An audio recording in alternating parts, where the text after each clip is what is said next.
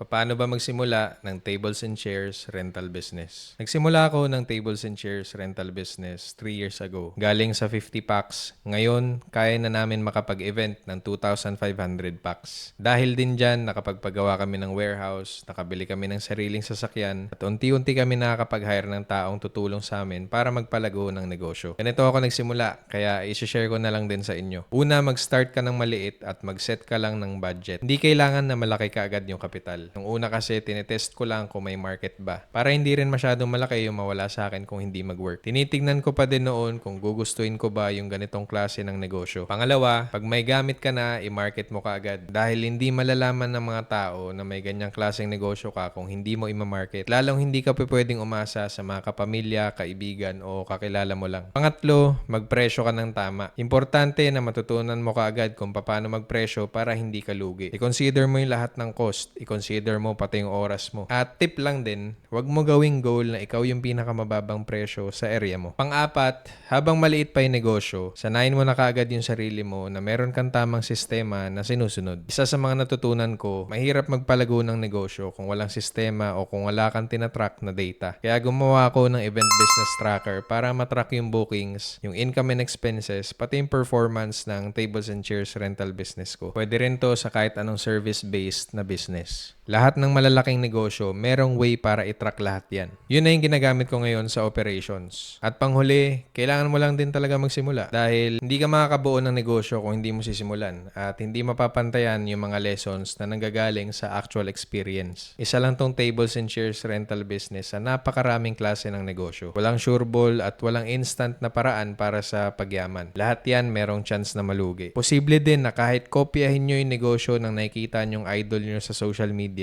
hindi nyo rin maranasan yung paglago ng negosyo na kagaya nung na-experience nila. Iba-iba din kasi tayo ng trip, kaya mas okay piliin yung negosyong nag-e-enjoy kang gawin o kaya mong pagtiisan ng matagal na panahon bago pa magkaroon ng magandang resulta. Lahat ng negosyo may kompetisyon, lahat stressful at walang madali. Pero pare-parehas yung proseso or yung principles na sinusunod kung paano magpalago ng negosyo. Subukan yung pakinggan yung mga interview ng mga bilyonaryong kilala nyo. Basta ito ang importante. Kunin nyo lahat ng lessons or principles na tingin nyo makakatulong at i-apply nyo lang agad sa kung anumang negosyo yung trip nyong gawin.